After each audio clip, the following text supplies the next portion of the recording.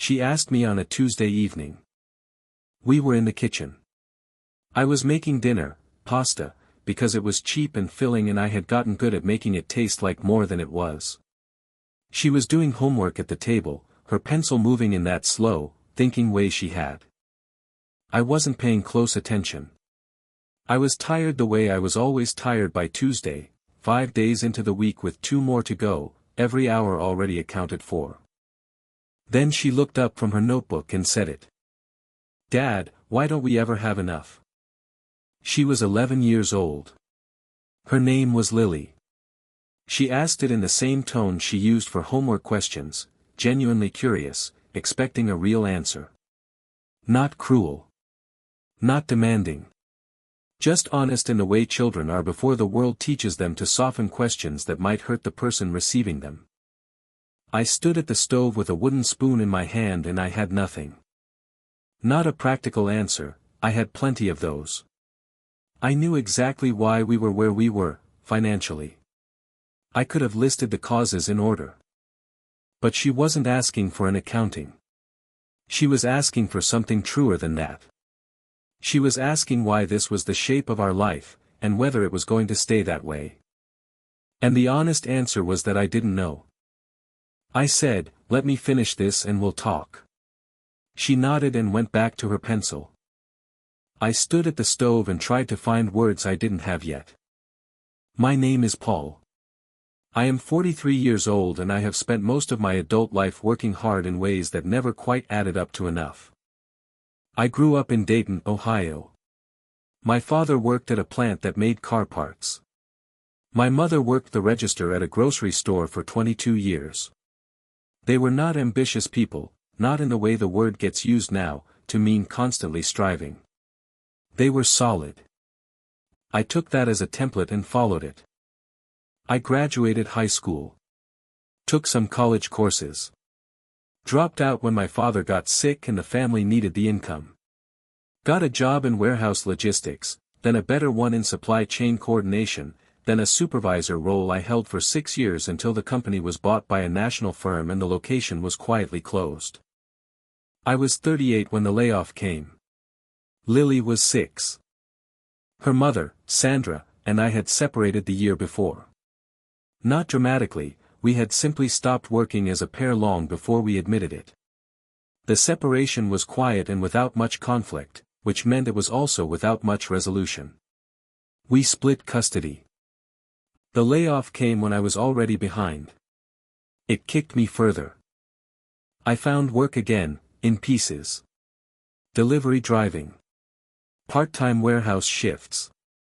Eventually a full-time position as a route supervisor for a small logistics company, decent pay, inconsistent hours, no benefits. It was enough to keep us functional. It was never enough to feel stable. Lily had grown up in the way children do when money is always the quiet pressure in the room. She didn't complain.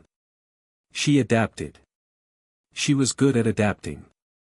But she was 11 now, and she had started noticing. I had not talked to Lily directly about money. This was a choice I had made early and maintained, not to burden her with the details, not to put the weight of adult financial worry on a child's shoulders. She was not going to grow up anxious about things she couldn't control. But the line between protecting a child and leaving them without information they need is thinner than it looks. Lily was sharp. She noticed when the school trip form came home and I took longer than usual to respond. She noticed when her shoes needed replacing and I said we'd wait until next month. She noticed when Sandra took her shopping during her week and I couldn't match it during mine. She didn't make it a problem. She never complained, never compared out loud, never made me feel small about it, and she had enough awareness at 11 to understand that some children had less than her, which she held with a generosity that I found both touching and slightly heartbreaking. But she had been collecting observations for a while. And on a Tuesday evening over pasta, she had finally put them together into a question. After dinner, I washed the dishes while she finished her homework. Then I sat down across from her. You asked me something earlier, I said. She put down her pencil. She waited.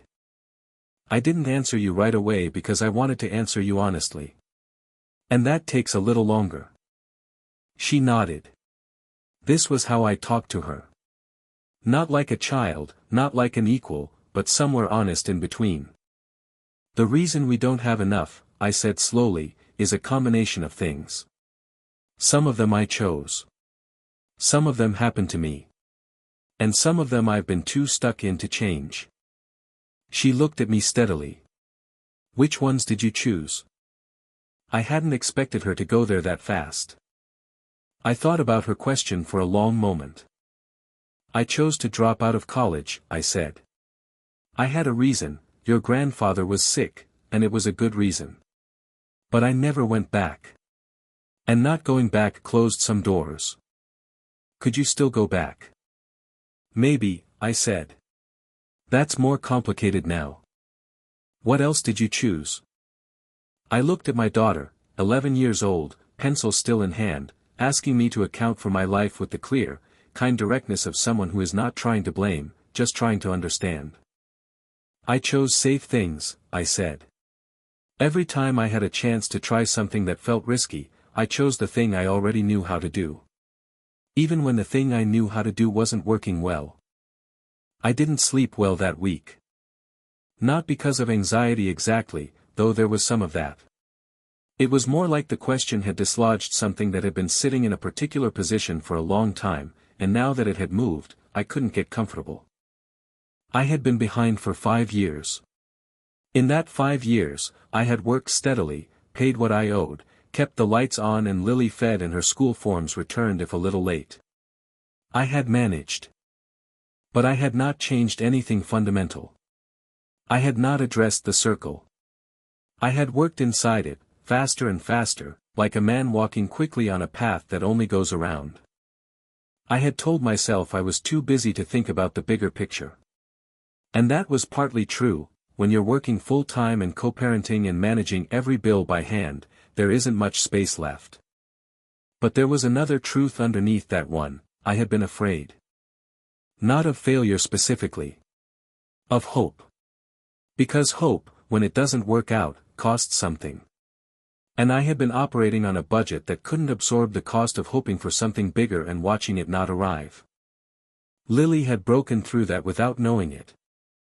She had asked the question so directly, so without judgment, that I had answered honestly, and in answering honestly, I had heard myself say things that I had been quietly knowing for years and quietly not acting on. I started looking into things that week. Quietly, carefully. What retraining options existed for someone my age and my schedule? What programs were available? What, practically, was actually possible? I found more than I expected. Not burdening her, I was careful about that. But including her in the outline of things, the way you include someone in a plan when they have enough stake in it to deserve to know.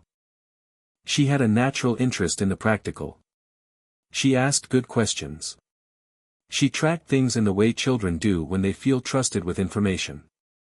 I enrolled in an online logistics certification program. It was evenings and some weekend mornings. It cost money I had to move carefully from other places. It took time I had to be disciplined about. Some evenings, Lily and I sat at the kitchen table at the same time, her doing homework, me doing coursework. She looked over at my laptop once and said, "What are you studying?" "Supply chain management," I said. She looked at the screen for a moment. "Is that what you did before?" "Close to it. This is the next level." She went back to her homework. Then she said, without looking up, "I'm glad you're doing it." I said, "Me too." That was one of the best conversations we'd had about it. It was also 3 sentences long. The certification took 8 months. I passed the final assessment on a Saturday morning while Lily was still asleep. I sat at the kitchen table in the quiet and looked at the screen and felt something I hadn't felt in a while. Not relief. Something more forward-facing than relief. The certification changed something, but not immediately. I want to be honest about that, because this is not a story where one decision fixes everything overnight. The circle didn't break the moment I got the certificate. I still had the same job, the same apartment, the same careful management of the same limited resources. But I had something I hadn't had before. I had a credential that updated my value on paper. I had a reason to apply for roles I had previously excluded myself from. I had, for the first time in 5 years, sent the message to myself that I was capable of completing something difficult while managing everything else. That last thing was not small. It changed the way I talked in interviews. I had previously undersold myself in a way I hadn't fully recognized until I stopped doing it. I applied for 7 positions over 4 months. I was rejected by 4. I made it to final rounds with 2. One chose another candidate. The 7th application was for a regional operations coordinator role at a mid-sized freight company based in Columbus. 2 rounds of interviews. A practical assessment. A panel. I drove to Columbus for the second interview on a Thursday. I told Lily I had a job interview. She said, "The good one?" "The good one," I confirmed. She said, "You're going to get it." I said I wasn't sure about that. She said, "I am," and went back to whatever she was doing with the calm certainty of someone who has considered the matter and closed it. I got the job. The call came on a Monday afternoon. I was in my car between deliveries for my current job, parked outside a warehouse. The hiring manager told me the offer and the start date, and I said thank you and that I would confirm by end of day, and then I sat in the parking lot for 10 minutes. The salary was 30% higher than what I was currently making. It came with health benefits. It came with a defined role and a team and a structure that was completely different from the gig-adjacent work I had been doing for 5 years. It was not a fortune. It was not security in the absolute sense, nothing is, really. But it was stable ground. It was the kind of job where you could look at the next 12 months and see them with some clarity. I drove home. I sat at the kitchen table. I thought about Lily's question, the one she had asked over pasta on a Tuesday evening 14 months ago. Why don't we ever have enough? I hadn't had an answer that night. I had had an accounting, a list of causes and choices and circumstances. But not an answer. Now, slowly, I was building one. Not by explaining the problem. By changing it. Lily was at her mother's that week. I called her. "I got the job," I said. There was a pause, and then a sound that was not quite a scream but was in that direction. Then she said, in her normal voice, with 11-year-old dignity, "I told you." "You did," I said. "Are we going to have enough now?" I thought about how to answer that honestly. "More than we had," I said. "And it's going to keep getting better. That's the most honest thing I can tell you." She thought about that. "Okay," she said. "That's enough for now." I started the new job in January. The first week was hard in the way new things are hard, new people, new systems, the particular discomfort of being the person who doesn't yet know where things are. I had started enough new jobs to know that this phase passed. I went in early each morning and stayed a little late and learned the things that needed learning. By the end of the first month, I felt the shape of it. The people were professional and generally decent. The work was something I understood deeply. I was good at it in a way that started showing up in small recognitions, a comment from my manager, a problem I solved that others had been stuck on. I moved apartments in March. Nothing dramatic, a 2-bedroom instead of a 1-bedroom, in the same area, not much more expensive given the salary change. But Lily had her own room for the first time when she stayed with me. She came to see it before her stuff was moved in. She stood in the doorway of the empty bedroom and looked at it. "It's mine?" she said. "When you're here," I said. "Yes." She walked in slowly and stood in the middle of it. She looked at the window. She looked at the walls. "Can I paint it?" she asked. "Within reason," I said. She turned around and looked at me. And she had the expression that she sometimes got, her mother's expression, the one I recognized, that was somewhere between happy and something more serious than happy. Moved, maybe. "Thank you, Dad," she said. "Thank you for asking me that question," I said. She tilted her head. "Which one?" "The pasta one," I said. She laughed. She didn't fully understand. But that was all right. Lily is 13 now. She has her own room in my apartment, painted a color she chose herself, a dusty green that I would not have picked but which looks, I've come to admit, genuinely good. She has her books stacked on a shelf and her drawings on the walls and the comfortable ownership of a child who knows this space is hers. We are not wealthy. I want to say that clearly. The job is steady and the bills are manageable and the savings account is growing slowly in the way that slow growth feels significant after years of nothing growing at all. But we are not a different category of life than we were. We are just less stuck inside the circle. I think about the question Lily asked me sometimes when I'm in the middle of ordinary things. Making dinner. Driving to work. Sitting at a red light with the window down. The honest answer, the one I have built rather than found, is this. We didn't have enough because I had been making decisions from a place of fear for years. Fear of losing the little I had. Fear of trying and failing. Fear that hope was too expensive when money was already short.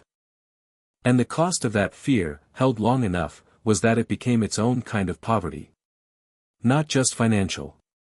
Possibility poverty. The inability to see that change was available even when it felt unavailable. Lily asked her question without knowing it would unlock anything. She just asked it because she wanted to know. Because she trusted that I would answer honestly. Because whatever else our life had been, it had been honest. I am grateful for that. For her directness. For the kitchen table on a Tuesday. For the question I had no answer to, because not having the answer was the beginning of going to find one. She asked me last week what I wanted to do next. Not at work, in life, in general. I thought about it. I want to keep going forward, I said. That's enough for now. She nodded like that was a reasonable answer. Then she went back to her book, in her green room, in the apartment where we finally have enough. Not everything. Not yet. But enough.